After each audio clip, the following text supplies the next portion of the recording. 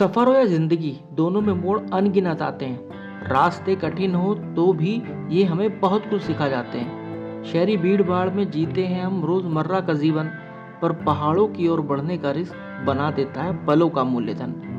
ये सफर, ये मुश्किलें कभी डराती हैं, कभी परखती हैं, मगर आखिरी में यही कहानियाँ जिंदगी भर की यादें बन जाती हैं। क्योंकि असली मजा तो वही है जहाँ एडवेंचर मिलता है रास्तों से, और हर मोड़ सिखाता है हमें जीना हिम्मत और जज्बातों से।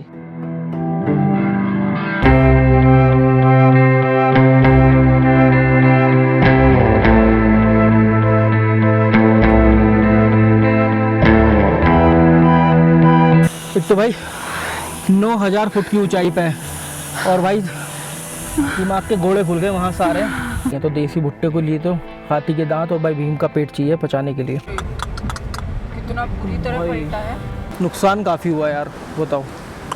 भागो जल्दी से, निकलो यहाँ से। तो राम राम राम राम राम राम राम राम राम राम हे राम। इतना एडवेंचर नहीं चाहिए, इतना नहीं चाहिए वाकई में। ये वास्तव में फुल एडवेंचरस हो गया ये वाला रास्ता। तो मतलब हम कितने दिन हो गए मैं ट्रिप स्टार्ट किए हुए, लेकिन आज का दिन हमारे लिए सबसे ज़्यादा एडवेंचरस रहा। भाई हाथ पैर ना मेरे अभी भी काँप रहे हैं। इतने डिफिकल्ट टेरेन पे मैंने कभी भी ड्राइव नहीं किया। पहली बार अपनी नेक्सॉन को लेकर आया हूँ। गर्म हो रहा था, कितनी सर्दी में गर्म हो रहा ना। रास्ते को लेकर आए हो, मेरा कलेजा मुंह को आ गया। कलेजा भाई। Hi everyone, welcome back to YouTube channel. मेरा नाम है आकाश शुक्ला। भाई आप लोगों ने देख लिया होगा मेरी इस हुडी से हम जो है काफ़ी ठंड में है। आपने लास्ट एपिसोड में देखा कि हम यहाँ पर जो खारा पत्थर बोलो या खड़ा पत्थर बोल लो, जो कि शिमला से पहले पड़ता है, वहाँ तक हम आ गए थे। और हमने यहाँ पर हिमाचल टूरिज्म का होटल लिया था। और भाई इस समय आप मौसम देखो हमारी इस बालकनी से, ये देखो कुछ भी नहीं दिखाई दे रहा। यहाँ पर ये एप्पल गार्डन्स हैं, कुछ भी नहीं दिखाई दे रहा फिलहाल। तो मतलब सब कुछ कोहरे से ढक चुका है। कोहरा बोल लो या बादल बोल लो, भाई क्या है पता नहीं। लेकिन यार जो टेम्परेचर है ना, 10 या 12 डिग्री सेंटीग्रेड यहाँ पर टेम्परेचर हो रहा है। बहुत कम टेम्परेचर है। तो स्वागत है आपका हमारे इस यूट्यूब चैनल पर। चलिए आज का व्लॉग शुरू करते हैं। आपको रूम टूर दे देता हूँ। देखो यहाँ पर ये तो हमारी बालकनी है जहाँ से ये एप्पल गार्डन्स दिखाई देते हैं। और यहाँ पर ना पूरी वैली भी दिखाई देती है। ये भाई देखो यहाँ पर ये इस तरह का रूम है, काफ़ी मैसी हो रखा है। भाई हमने हीटर चलाया पूरी रात क्योंकि ठंड इतनी थी, तो भाई हमसे मैनेज ही नहीं हो पाया। और यहाँ पर ये मैंने डेटा वेटा कॉपी होने के लिए लगा रखा है। और ये देखो ये वही एप्पल्स हैं जो कि आपने लास्ट वीडियो में देखा होगा। भाई काफ़ी सारे एप्पल्स हमारे पास रखे हुए हैं, आम भी रखे हुए हैं। यहाँ पर भाई ये दे रखा है मिरर, और साथ में आप देखो यहाँ पर ये अलमीरा वगैरह भी है जिसके अंदर रजाई वजाई दे रखी है। और भाई हमने रात चाय वाय भी मंगाई थी तो चाय पी थी। और भाई इस तरह का कुछ यहाँ पर वॉशरूम है। तो ये है हिमाचल टूरिज्म का। और ये रहा यहाँ पर भाई आपको दिख रहा होगा मिरर। भाई देख लो क्या हाल हो गया, क्या हाल हो गया। पूरा ओस में ना पूरा बरस गया कोहरा यहाँ पर। ये है हमारा होटल, मैंने आपको दिखाया था। और 1568 रुपीज़ GST इंक्लूडेड है, जिसके अंदर इतने का हमें ये होटल में ये रूम पड़ा हमें। चल टूरिज्म में यहीं पर पोर्शे भी गाड़ी आई है हमारे साथ, हमारी गाड़ी के पीछे खड़ी हुई है। बस गाड़ी स्टार्ट हो जाए, स्टार्ट होने में कोई दिक्कत ना करे क्योंकि टेम्परेचर जो है बहुत कम है। देख लो गाड़ी ना अच्छी तरीके से धोई थी कल, और फिर से क्या हालत हो गई है। उधर वाली साइड देखता हूँ, यहाँ तो भाई बहुत पानी हो गया, पूरा बहुत पानी भर गया इधर। तो ठंडी काफ़ी है। अच्छा इधर से तो एकदम साफ़ है, उधर से लेकिन गंदी है। हम इनके ना रेस्टोरेंट में आकर ब्रेकफास्ट करेंगे।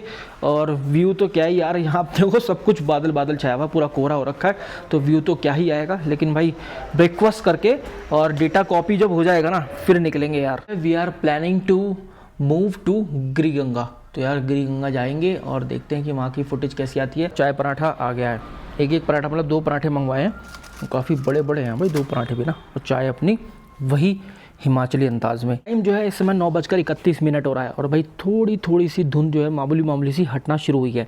और अब ये टाइम है यहाँ से चेकआउट करने का, गिरगंगा की तरफ बढ़ते हैं, देखते हैं कि वहाँ का मौसम कैसा है। 1967 रुपये का बिल आया फाइनली।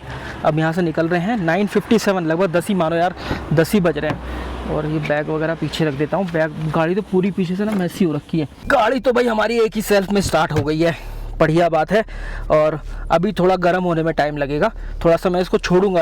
अभी स्टार्ट छोड़ूंगा थोड़ी देर। 475 किलोमीटर की रेंज मेरी रह रही है यहाँ पर अगर हम देखें तो। सबसे पहला काम भाई अपना हम शीशा जो है साफ़ कर लेते हैं। क्योंकि यहीं से फुटेज जो है आपको दिखाई देने वाली है। और वाइपर से करा हुआ और इससे करा हुआ ना माइक्रोफाइबर ग्लो से काफ़ी अंतर होता है। तो दोस्तों हमने गिरी गंगा का मैप लगा लिया है, 3.4 किलोमीटर, केवल 10 मिनट की दूरी यहाँ से। तो चलिए चलते हैं आगे। बोलो हर हर महादेव। यहाँ पर कितना कोहरा लग रखा है भाई।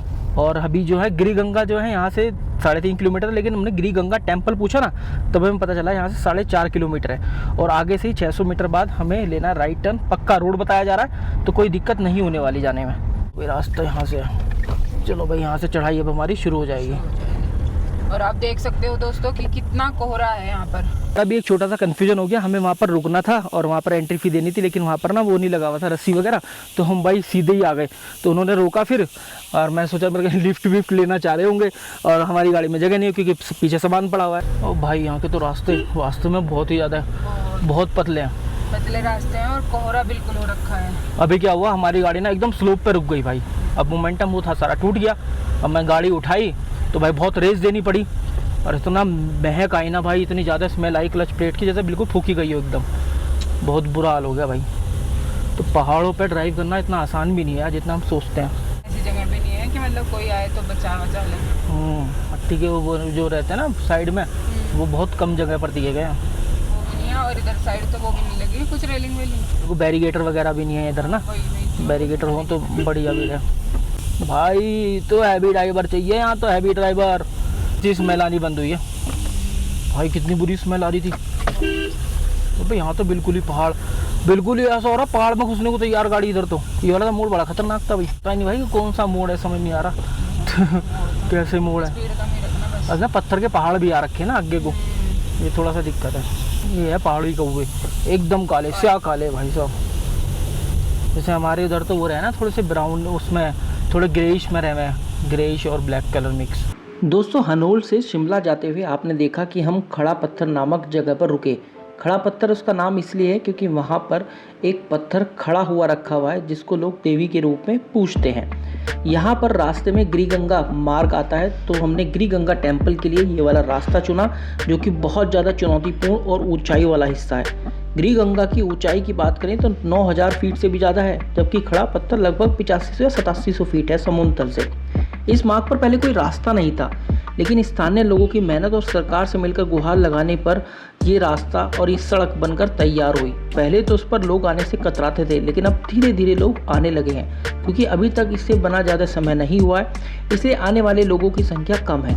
लेकिन ये अनुमान लगाया जा रहा है कि आने वाले टाइम में यहाँ पर आने वाले यात्रियों की संख्या बढ़ने लगेगी, लेकिन रास्ता बहुत ही ज़्यादा चुनौतीपूर्ण भरा है। कितना कोहरा आ गया फिर से। ओ भाई दोस्तों, अब हम बादलों में हैं, पूरी तरह से बादलों में हैं, कोहरा ही कोहरा लग रखा है। 16 डिग्री तापमान, यार वहाँ तो और भी ज़्यादा ठंड होगी गुड़िया।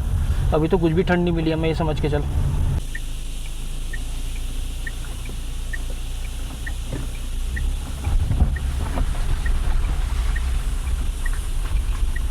भाई हाथ पैर ना मेरे अभी भी काँप रहे हैं, इतने डिफिकल्ट ट्रेन पे मैंने कभी भी ड्राइव नहीं किया। पहली बार अपनी नेक्सॉन को लेकर आया हूँ उतने डिफिकल्ट ट्रेन पे भाई। एक बार क्लच प्लेट वगैरह चेक कर लेता हूँ, क्योंकि काफ़ी स्मेल भी आ रही थी, गुड़िया बाहर निकली थी वो बता भी रही थी। तो एक बार यार लेट्स चेक इट आउट, क्योंकि भाई अगर गाड़ी को कुछ होता है ना बहुत बुरे फंसेंगे हम। वैसे हम पहुँच गए हैं गिरी गंगा टेम्पल। तो भाई गर्म हो रहा था, कितनी सर्दी में गर्म हो रहा ना। देखो अब भी स्मेल आ रही है ना हल्की हल्की, अब भी आ रही है स्मेल। तो भाई ट्रेन पे तो ऐसे ट्रेन पे ना इसी तरीके का समा बनता है। देखना रास्ते ऐसे हो रहे हैं, बिल्कुल अंधेरा अंधेरा। तो नेटवर्क तो यहाँ पर बिल्कुल भी नहीं है। और हम पहुँच चुके हैं श्री गिरी गंगा मैया उद्गम स्थल। यहीं से श्री गिरी गंगा का उद्गम स्थल है, यहीं से गंगा निकलती है, श्री गिरी गंगा निकलती है यहाँ से। तो चलो चलते हैं। अभी भी मैं थोड़ा सा सदमे में हूँ। कैसे रास्ते को लेकर आए हो भाई?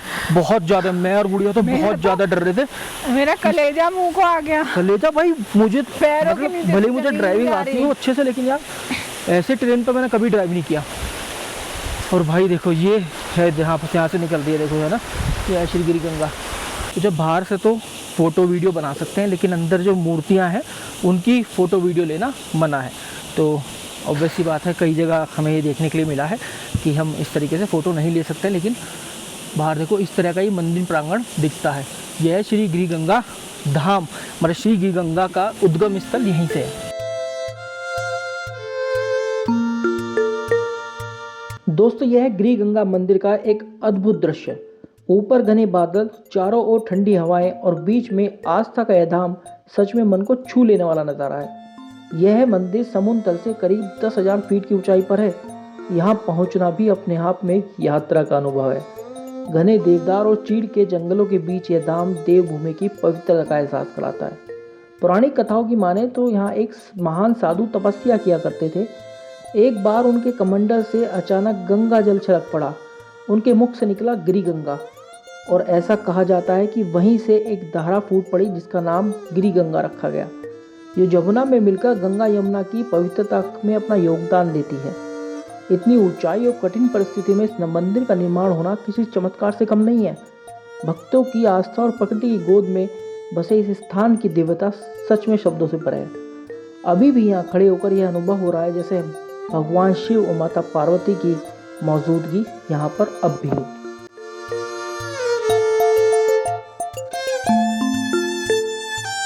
जो मंदिर बनाए जाते हैं उनकी अलग अलग शैलियाँ होती हैं। तो ये जो हिमालय से लेकर के विंध्यन तक उन्हें बोलते हैं नागरा स्टाइल, नागर शैली के मंदिर। तो ये जो मंदिर होते हैं ये जागृति पर यानी कि एक ऊंचे चबूतरे पर बनाए जाते हैं। जैसे कि आप देख सकते हैं ऊंचे चबूतरे पर बने हैं। ये जो स्ट्रक्चर है इसको बोलते हैं मंडप।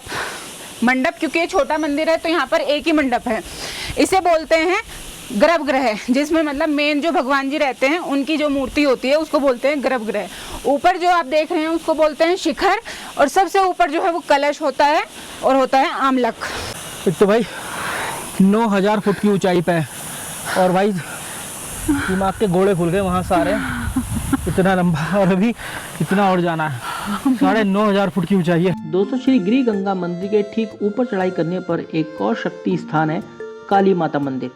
यहाँ की चढ़ाई थोड़ी कठिन जरूर है पर ऊपर पहुँचते ही लगता है मानो माँ काली की कृपा पूरे आकाश से बरस रही हो। घने जंगल और बादलों के बीच स्थित यह स्थान श्रद्धालु को शक्ति का एहसास कराता है। गिरी गंगा और काली माता दोनों मिलकर इस धाम को और भी पावन बना देते हैं। कहा भी गया है ना, जहाँ गंगा बहे और माँ काली का वास हो वहीं जीवन का सच्चा विश्वास हो।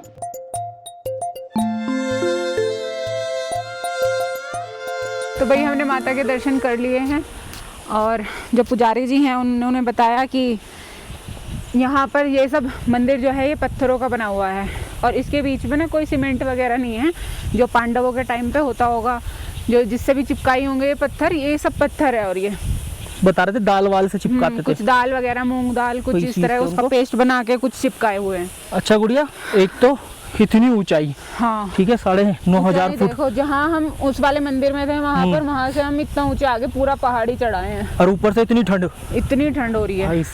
पत्थरों पे भी ना एल्गी जमी हुई है, आप देख सकते। इस पेड़ के बारे में बताया कि ये जो पेड़ है ये 15-20 साल हो गए इस पेड़ को, जिस पर आप देख सकते हो ये चुन्नियाँ वगैरह बंधी हुई है। तो पुजारी जी बोल रहे थे कि ये पेड़ बहुत नीचे पाया जाता है और अभी हमारी जो ऊंचाई है, जिस एलिवेशन पर हम हैं, तो वो 9,000 फुट के ऊपर ही है और ये पेड़ यहाँ पर 15-20 सालों से है। और जो ये पेड़ है ना ये भी पत्थरों में ही है, ये पत्थर से निकला हुआ है, इसकी जड़ नीचे नहीं है, इन मंदिर के पत्थरों में से ही है ये पेड़। से ही बोलते हैं माता का चमत्कार। बोलो जय माता दी। तो दोस्तों अब निकलते हैं, समय है यहाँ से अब जाने का, वापस नीचे उतरने का। 11:51 हो रही हैं और अब चलते हैं, हम शिमला की तरफ बढ़ेंगे अब आगे और फिर से भाई वो जंगलों वाला रास्ता, वो डिफिकल्ट रास्ता हमें झेलना पड़ेगा। तो यार एक सजेशन रहेगा आप लोगों के लिए, क्योंकि देखो रास्ते आप सामने किस तरीके के रास्ते हैं, बहुत पतले रास्ते हैं। तो अगर आप अपनी फैमिली के साथ हैं या फिर आपके पास बड़ी गाड़ी है जैसे इनोवा, एर्टिगा टाइप या फिर फॉर्च्यूनर टाइप, तो आप यहाँ पर गाड़ी लेकर ना आए। आप यहाँ पर क्या कर सकते हैं, आप स्कूटी वगैरह रेंट लेकर, जहाँ भी दुकानों पर मिले ना नीचे की साइड, स्कूटी वगैरह रेंट लें और आए। अगर आपके साथ फैमिली नहीं है, हाँ फैमिली है तो भाई कोई छोटी छोटी कार जो है वही रेंट पे ले लो या फिर कोई पैसे कर लो टैक्सी भाड़े पे। और अब खासकर ऐसे लोग जो कि भाई नए ड्राइवर हैं तो वो भाई हिमाचली जो लोग हैं ना, उन्हीं की गाड़ी रेंट पे ले लो। दोस्तों हम 10 बजे निकले थे अपने होटल से और अब 12:14 हो रही है, मतलब 12:15 बजे हम वापस से होटल पर पहुंच जाएंगे। यहीं पे ये होटल भी हमारा जो था ना वो हिमाचल टूरिज्म का। तो मतलब 2.25 घंटे में हमने ये जो गिरी गंगा वाला जो मंदिर है वो हमने कवर कर लिया, दर्शन कर लिए हैं सभी मंदिर के, काली माता के भी, गिरी गंगा मैया के भी और राम जी के भी और शिव जी की भी। एक तो गुम्मा वो था जब हम हनोल की तरफ बढ़ रहे थे NH 707 पर, और एक गुम्मा ये है जब हम शिमला की तरफ बढ़ रहे हैं, शिमला रोहड़ू जो हाईवे है ना, शिमला रोहड़ू। तो यहाँ पर भी काफ़ी बड़ी मार्केट है भाई। हाँ। मुझे तो लग रहा है मेन मार्केट। हाँ, अभी तक इस बेल्ट की सबसे बड़ी मार्केट यही है, सबसे बड़ी मार्केट है। मतलब यहाँ पर मुझे तो लग रहा है सब चीज़ मिल रही है, सुई से लेकर तलवार तक, कुछ भी देख लो भाई। देखो हर चीज़ की दुकानें हैं, और कितने लोग रुके हुए हैं यहाँ पर, कितनी सारी गाड़ियाँ हैं भाई। जो ये गुम्मा सिटी थी या कस्बा है, तो ये है कोटखाई तहसील में, और देखो अब तक भी खत्म नहीं हो रही, अब भी थोड़ी थोड़ी चली रही है। कोटखाई भी ये जिला है जो भी तहसील शहर है। हाँ, मतलब काफ़ी बड़ा है शिमला कोटखाई ना। हाँ, बहुत बड़ा है। हाँ मतलब पता तो शिमला में ये सारा एरिया शिमला का ये है जितना भी है। और शिमला एक्चुअल सिटी जो है ना, शिमला सिटी वो 49 किलोमीटर अभी भी यहाँ से। चढ़ाई ना फिर से वापस से अब शुरू हो चुकी है। तो अभी तो हम पहाड़ों से उतर कर आ रहे थे, और अब जो है हम चढ़ाई करेंगे। चढ़ाई जो है ना बहुत स्टीप मोड़ आ रहे हैं। तो भाई अब जो है थोड़ी सी जान लगानी पड़ेगी गाड़ी को, थोड़ी क्या काफ़ी जान लगानी पड़ेगी गाड़ी को। 3 डॉट अभी हैं, बहुत जल्दी 4 डॉट हो जाएंगे मुझे पता है। और ये वाला बिल्कुल अंधा मोड़ है भाई, थोड़ा चढ़ाई पे भी है। तो यहाँ तो मैं तीसरे से दूसरे गियर में ले आया हूँ, चाहे कितनी तेज़ हो गाड़ी, तभी बहुत आराम से आपका जो मोड़ है ना ये निकल पाएगा, गाड़ी तभी चढ़ पाएगी। तो दोस्तों देखो आप वहाँ से आते हैं, जब हम आ रहे थे वहाँ से गुम्मा की तरफ से, और ये वाला जो रास्ता है ना इधर, ये जो जा रहा है सीधा, ये थियोक की तरफ जा रहा है। लेकिन अगर थियोक को बाईपास करके शिमला की तरफ जाना है तो आप यहाँ से जाकर थियोक को बाईपास कर सकते हैं। तो हम जो है इसी रास्ते को जाएंगे।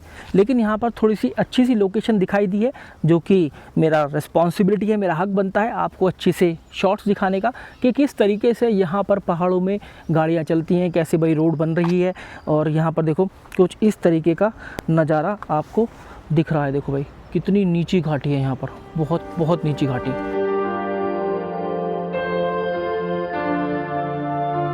चारों ओर हरियाली ही हरियाली फैली हुई है, गहरी घाटियां जिनके चारों ओर सड़कों का जाल बिछा है, मानो इंसान ने प्रकृति की गोद में अपनी राहें ढूंढ ली हो। मानसून की बारिश ने इस जमीन को ऐसे निखारा है जैसे किसी चित्रकार ने हरे रंग की स्याही से हर कोना भर दिया हो।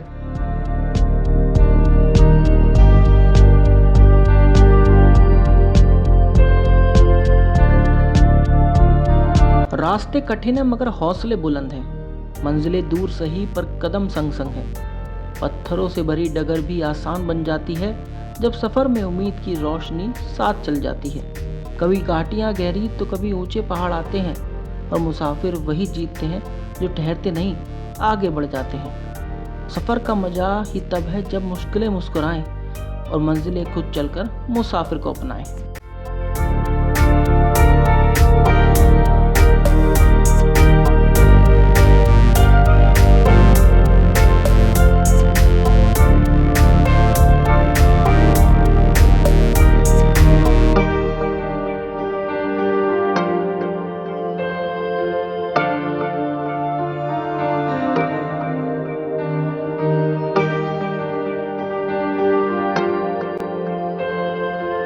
हम भी निकल पड़े हैं पर कोई मंजिल तय नहीं। जहाँ रास्ते अच्छे बस अपनी वही डगर सही, शहरों के शोर से दूर अपनी आदत से मजबूर, हम भी आ गए हैं पहाड़ों की आगोश में। रास्ते देखकर बढ़ते जा रहे हैं पूरे जोश में। शहरों के जीवन तो तू डाल डाल में पात पात में निकल जाता है, अंततः होता कुछ नहीं, मैं अपने घर और वो अपने घर निकल जाता है।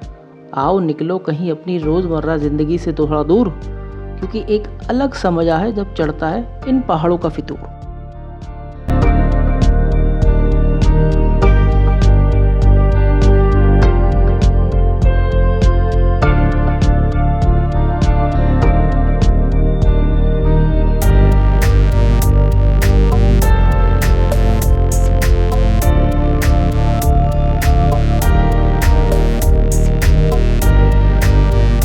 कैसे लगे दोस्तों आपको ड्रोन शॉट जरूर बताना। भाई बारिश भी आ गई, जैसे हमने ड्रोन उतारा बारिश आने लगी, और अभी वही एप्पल खा रहे हैं जो दीदी ने दिए थे वहाँ पर। काफ़ी सही एप्पल भाई, मीठे काफ़ी हैं यार। अभी हमने लगभग 2 किलोमीटर का ऐसा टेरेन पास किया है, एकदम खड़ी चढ़ाई। तो जब आप एक तो थियोक के लिए ले लेते हो, थियोक के लिए नीचे चला जाता है रास्ता, लेकिन जब आप थियोक बाईपास रोड के लिए लेते हो ना भाई, बहुत ज़्यादा खड़ी चढ़ाई है। मतलब ये समझ लो गाड़ी के भी तोते बुल जाते हैं, इतनी खड़ी चढ़ाई है भाई साहब। ये वाला कॉटेज ना कितनी आलीशान लोकेशन पर दिख रहा है इस समय, मतलब बहुत ही बेहतरीन यार, बहुत अच्छा व्यू आ रहा है यहाँ से। इनकी शायद पार्किंग भी है। हाँ देखिए ना नीचे पार्किंग वगैरह भी है इनकी। अभी बन रहा है अच्छा बन रहा है अभी। तो क्या सही भाई साहब बादलों में छुपा हुआ है। ये थियोग बाईपास रोड ही चल रहा है हमारा, और जो तापमान है वो 3 डिग्री सेंटीग्रेड गिर चुका है। जहाँ पर हमने अभी आपको, जहाँ मैंने आपको दिखाया था ना कि रोड है यहाँ पर थियोग के लिए अंदर चला जाएगा, थियोग बाईपास के लिए चला जाएगा, वहाँ पर था 23 डिग्री सेंटीग्रेड और अब यहाँ पर 20 डिग्री सेंटीग्रेड हो गया है। और की बारिश में और भाई हमें ना कहीं भी बिल्कुल भी ऐसा महसूस नहीं हो रहा कि हमें एसी चलाना है। काफ़ी ठंडा माहौल बना हुआ है और इस पर जो एवरेज स्पीड है ना वो 25 किलोमीटर पर आवर की है। देख रहे हो इस तरीके के लोग होते हैं हिमाचल की तरह। देखो देख रहे हो। हाँ अरे ये मोड़ था, मोड़ पे ओवरटेक नहीं करना चाहिए। सबसे बेसिक रूल है पहाड़ों पर गाड़ी चलाने का। जब मैंने नेक्सॉन ली थी, जब मैं मनाली लेकर जा रहा था तो मैं एक जगह मोड़ पे ओवरटेक कर रहा था, मैं फंस गया। वहाँ पे उसने रोकी, उसने बताया कि मोड़ पे ओवरटेक नहीं कर। मैंने कहा हाँ सर ये मुझे पता है, जब मैं बाइक चलाता हूँ तो पता नहीं क्या मुझे क्या चढ़ी, मैंने क्यों ले लिया ओवरटेक। पर उस दिन के बाद से आज तक जितनी भी मैंने पहाड़ों पर गाड़ी चलाई है मैं मोड़ पे ओवरटेक अवॉइड ही करता हूँ। फिर से बादलों में आ गए, फिर से ऐसा लग रहा है जैसे हनोल की तरफ बढ़ रहे हो ना, जैसे हनोल की तरफ बढ़ रहे थे तो बादल ही बादल थे ना। वाह यार बरस रहे हैं। हाँ ये बरस भी रहे ना, इन्हीं से तो बारिश पड़ रही है। ऐसा लग रहा है जैसे ऊटी के पहाड़ों और राज मूवी की शूटिंग नहीं होती, ऐसे ही धुएं से फॉग में बादलों में। और ये खैर कोहरा नहीं है, ये बादल हैं जो कि बरस रहे हैं अभी, जैसे हमने थोड़ी देर पहले बात करी थी। और एप्पल देख फिर से आना शुरू हो गए हैं, क्योंकि अब जो थियोग आ गया ना, तो थियोग तो काफ़ी बड़ी सिटी है, तो यहाँ से भी ढोकर जाते होंगे भाई एप्पल, और इसलिए हमें ज़्यादा ट्रक व्रक का भी आवागमन यहाँ पर दिखाई दे रहा है। देख किस तरीके से बादल दिख रहे हैं ना, वाह यार एकदम शानदार, बहुत ही शानदार, मज़ा आ गया भाई। लोकेशन तो वास्तव में एक नंबर लोकेशन है, एक नंबर। यहाँ पे देखते हैं यार थोड़ा सा ज़रा भुट्टे देखते हैं। भुट्टा कितने का दिया? 30 का है। अमेरिकन है कैसा है? अमेरिकन है मतलब स्वीट कॉर्न है, हल्का वाला है, देसी है, कैसा है? क्या बोल रहे हो? लोकल होगी देसी में क्या और नहीं देसी है, लोकल नहीं है। यहाँ से नहीं है ना, उन्हें ठीक है। मतलब सॉफ्ट है खाने में या कैसा? चलो भाई खा कर देखते हैं। अभी सर समझ नहीं पा रहे, जैसे हम देसी और अमेरिकन की बात करते हैं ना, हमारे यहाँ तो हम प्लेन में बात करते हैं देसी और अमेरिकन। बना दो, 2 बना दो, 2 भून दो। हाँ तो दोस्तों भुट्टा हो गया, तो अभी ना 2:30 बज गया और यहाँ पर ना अमेरिकन भुट्टे को कोई समझता नहीं है, तो देसी भुट्टे को लिए तो हाथी के दांत और भाई भीम का पेट चाहिए पचाने के लिए। और मैंने तो थोड़ा सा छोड़ भी दिया यार। भाई यहाँ से है 30 किलोमीटर शिमला और 12 किलोमीटर कुफरी, और अब हमने इस मार्केट के अंदर लिया है। और ये जगह कौन सी है? तो थियोग ही चल रहा है, जब से थियोग ही है, मतलब काफ़ी बड़ा है थियोग भी।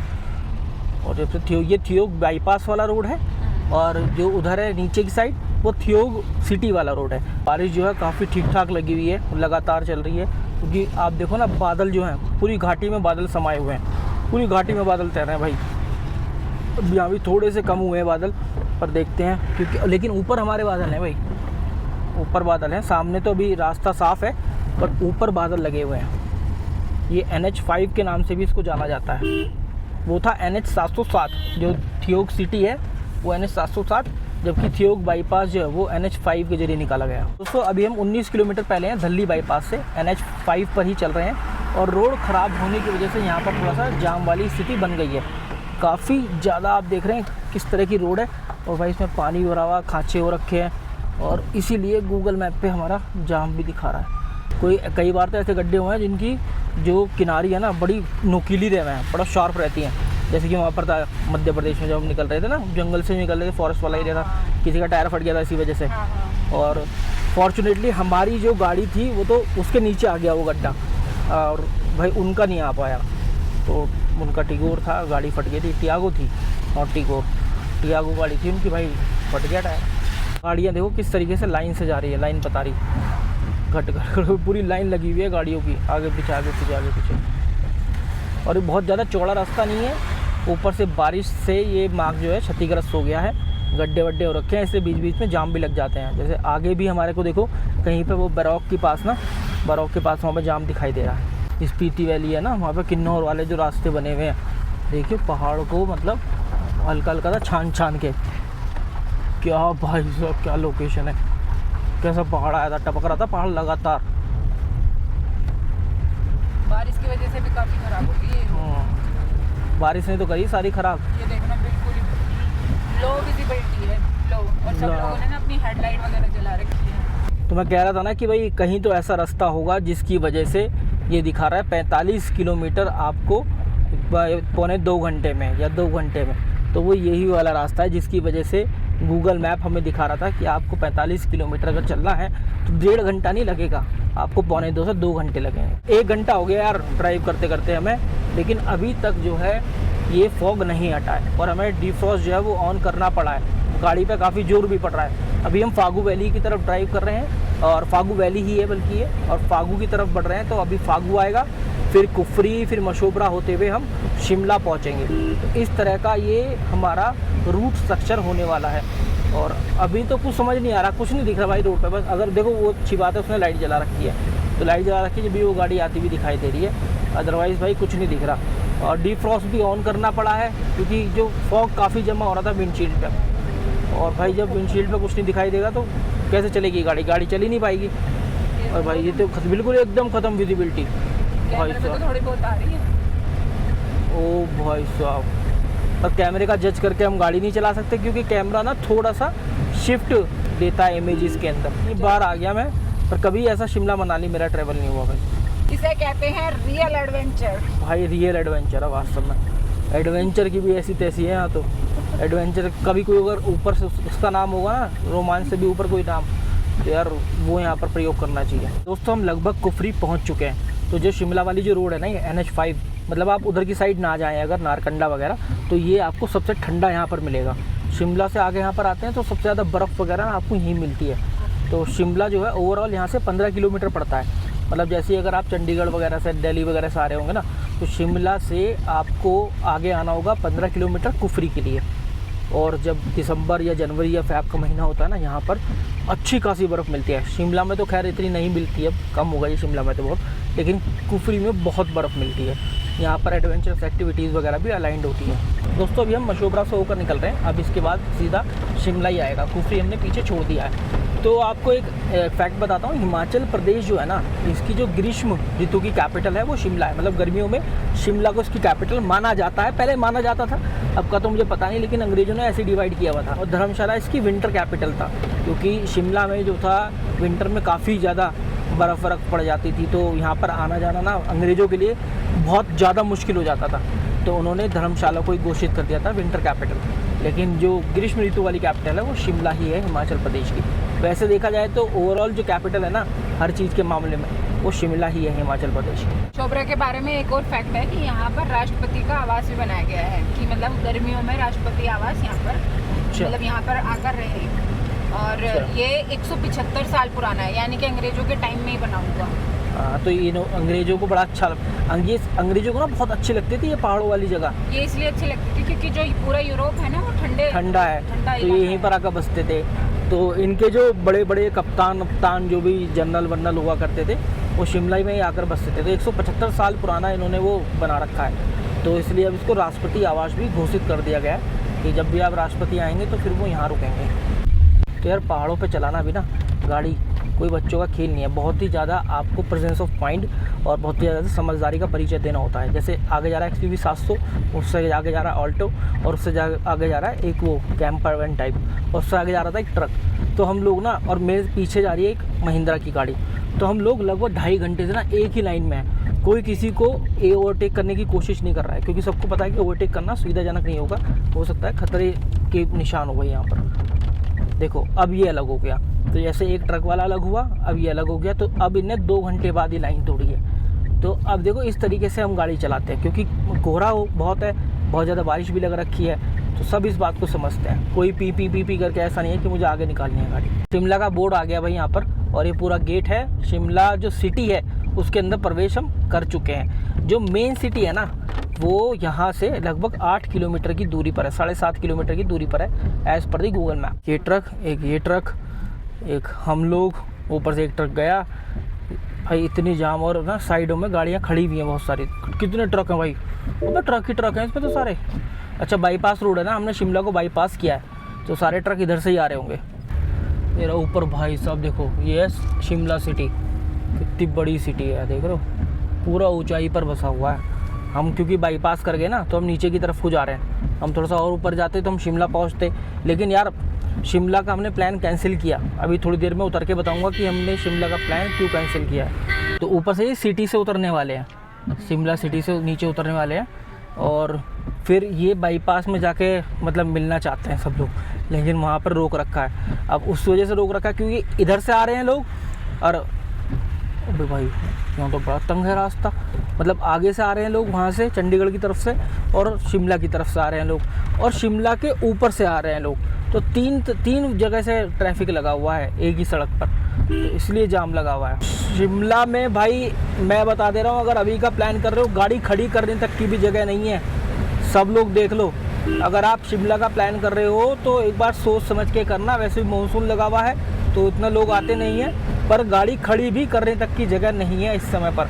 तो भाई आप देख रहे हो शिमला की ये कंडीशन है, लगातार बारिश बनी हुई है। लोकल से भी बात करी मैंने, गूगल मैप पर भी देखा भाई 3 दिन का वेदर ख़राब बता रहा है। और इसके अलावा आप देख रहे हैं यहाँ पर फॉग कितना है, बादल पूरी तरह से आए हुए हैं, बरस रहे हैं बादल, कोई अच्छे से शॉट्स नहीं निकल रहे हैं, वीडियोग्राफी अच्छे से नहीं हो रही है।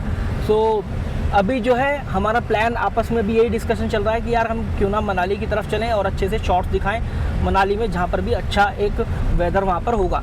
तो वहाँ पर आपको अच्छे से शॉट दिखाने की कोशिश करेंगे। लेकिन सबसे पहले तो अभी हमने चंडीगढ़ का मैप लगाया है, क्योंकि शिमला से मनाली हम पंडो डैम वाला जो रास्ता है ना उसकी तरफ नहीं करेंगे, वो तो भाई काफ़ी भयानक है। सेंज वैली वाला जो रास्ता है बहुत भयानक है वो रास्ता। तो हम पहले चंडीगढ़ जाएंगे, फिर सुंदरनगर होते हुए एक बड़े हाईवे से मनाली की तरफ बढ़ेंगे। जहाँ तक भी जाएंगे अगर रास्ता बंद कर रखा होगा तो वापस आएंगे, वरना फिर आगे की तरफ निकल जाएंगे। तो शिमला तो भाई इस समय पूरी तरीके से पैक्ड है, इतनी सारी गाड़ियाँ कि आपको भाई गाड़ी खड़ी करने तक की जगह नहीं मिलेगी, गाड़ी चलाने की तो बात छोड़ो। अभी यार चंडीगढ़ यहाँ से 112 किलोमीटर बचता है, 3 घंटे का समय बता रहा है। और सरोगी बाईपास रोड जो है ना उस पर है अभी अगर, और यही रोड जो है सीधा चंडीगढ़ जाएगी। और भाई वो देखो बादल कितने हैं, वहाँ पर हमें फॉग मिला था जो ऊपर आप देख पा रहे होंगे, उधर की साइड हमें फॉग मिला था। लेकिन अब जैसे जैसे हम नीचे की तरफ रपट रहे हैं, रपटते ही हैं क्योंकि उतरते हैं क्या है, क्योंकि अपना आप ही गाड़ी भागती है। तो जैसे जैसे नीचे की तरफ हम रपट रहे हैं अब वैसे वैसे हमें फॉग जो है मिलना बंद हो गया है। शिमला से चंडीगढ़ जाने के लिए गूगल मैप बता रहा था, मतलब मुझे तो पता नहीं इतना ज़्यादा, एक NH5 और एक NH7, तो हम NH5 की तरफ आए हैं। अब भाई ये रोड ना बहुत कम चल रही है। अब मुझे ये पता नहीं रीज़न क्या बहुत कम चलने का, कहीं आगे बंद तो नहीं है, कहीं आगे बहुत तगड़ा लैंडस्लाइड तो नहीं हुआ हुआ, या फिर लोग आ ही नहीं रहे हैं। तो इस बात को लेकर ना यार काफ़ी मतलब डर लग रहा है यार। आप देखो कि सड़क बिल्कुल खाली पड़ी हुई है, लेकिन फिर फॉग आ गया, बातों में फिर से बादल आ गए, फिर फॉग आ गया।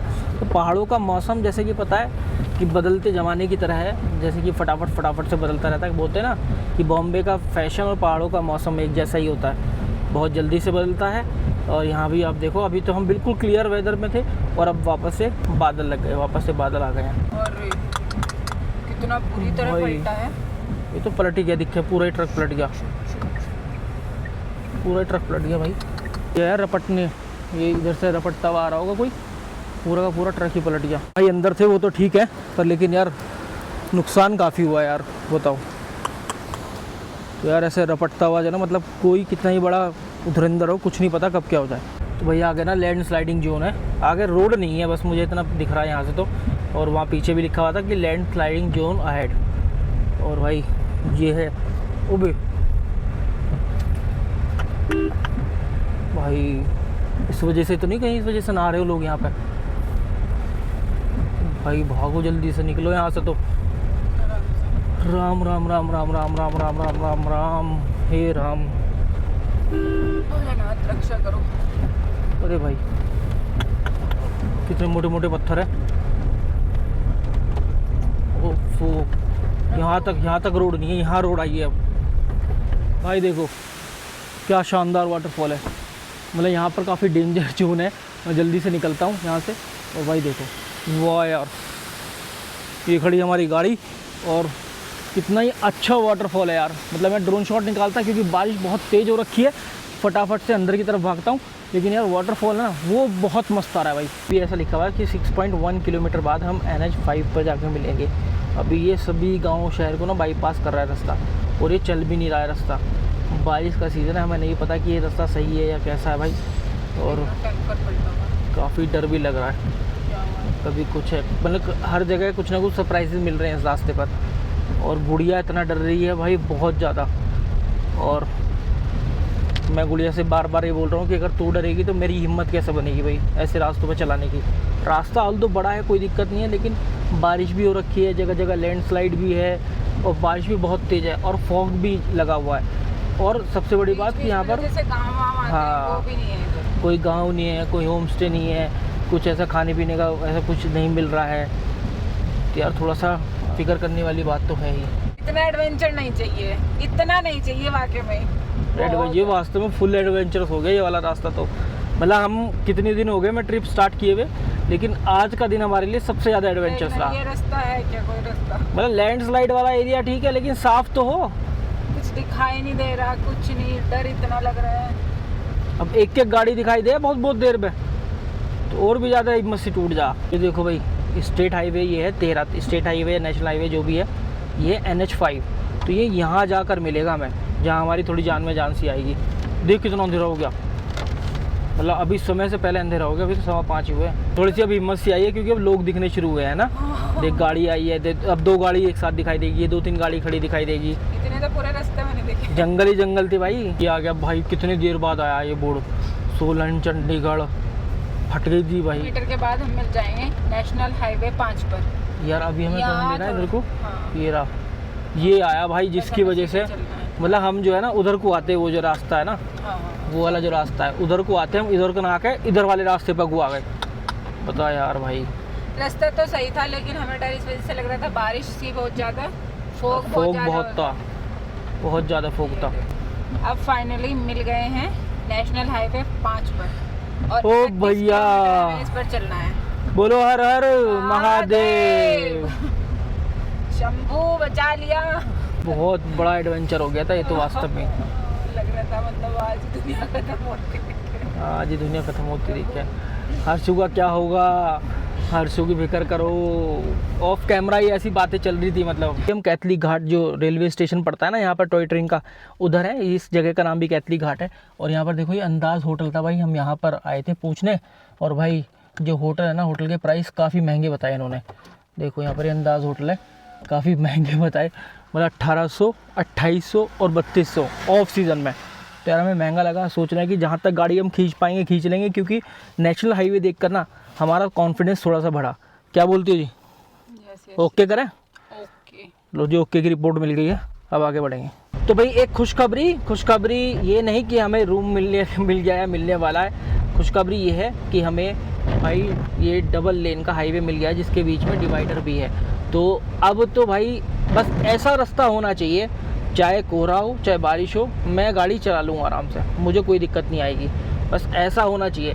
बस यहाँ पर एक छोटी सी प्रॉब्लम रहती है कि लोगों में ना होड़ मचती है कि मैं आ गया तू आ गया, तो मैं तो सबको आगे निकाल दूँगा। मैं कहा भाई सब छोड़, तू आ गया। तो भाई ये इस समय ऐसा हाईवे हमें अब मिल गया है।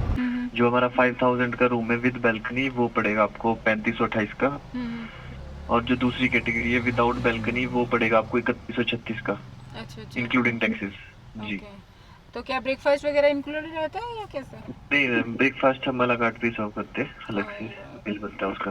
Okay okay. कितना तकड़ा लैंडस्लाइड एरिया है, पूरा सील कर दिया इन्होंने। ये लगा कर ना लोहे की जाल से और ठोक का कील पूरा सील कर रखा है। बहुत तगड़ा लैंडस्लाइड एरिया है यहाँ पे। फिर भी देखो कैसे जाल फाड़ के आ गया भाई। बस ये फॉग वो देख कहाँ से कहाँ तक आया। ओ दे उसको क्या हुआ? चलो भगाओ जल्दी भगाओ। लैंडस्लाइड हो रही है उधर। ओ नो, ओफो, नहीं हुआ, वो बचाता चल रहा था, उसके नीचे से टकरा गई गाड़ी भाई। बहुत मोटे पत्थर पे जाकर निकली है वो, बहुत मोटे पत्थर पे। और भाई साहब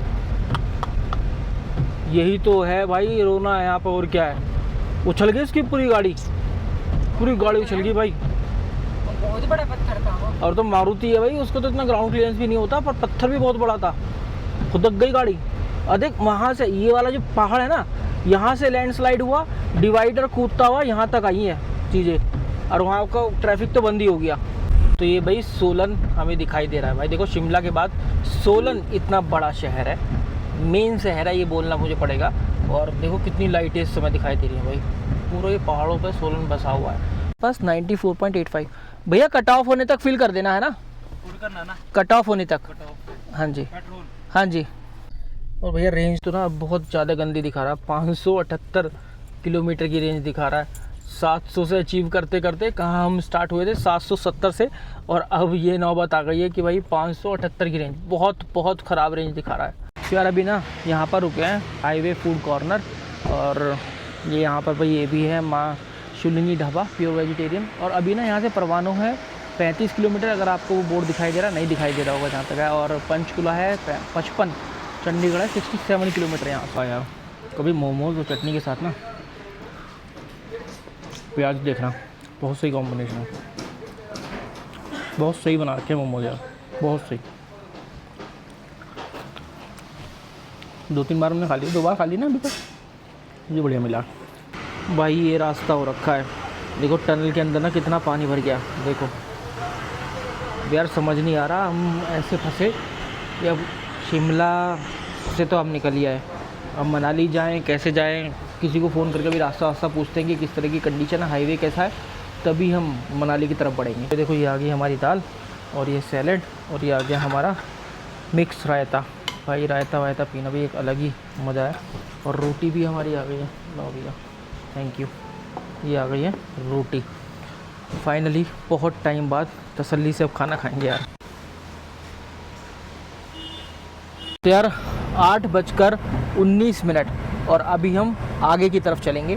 चंडीगढ़ 60 किलोमीटर है, हमें अभी तक नहीं पता कि भाई हमें कहाँ जाना है, लेकिन हाँ बस चलते जाना है जब तक चलेगी गाड़ी। और अगर होटल वगैरह नहीं मिला अच्छा सा तो फिर हम भाई रुक कर गाड़ी के अंदर ही सो जाएंगे।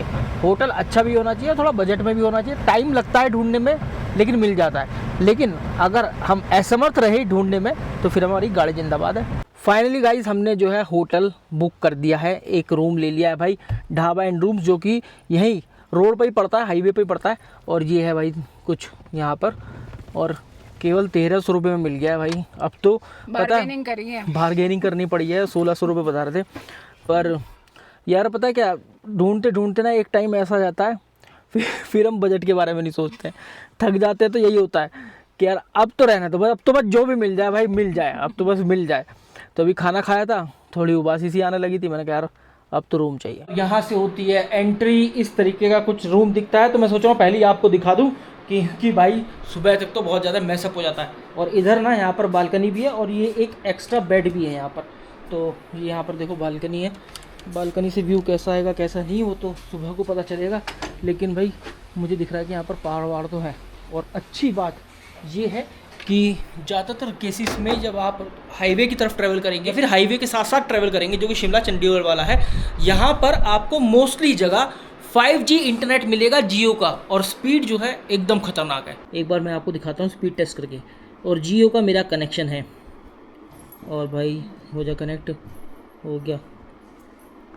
ये देखो भाई 330 Mbps, मतलब मैं तो शॉक्ड हूँ हिमाचल में इस कनेक्टिविटी को लेकर।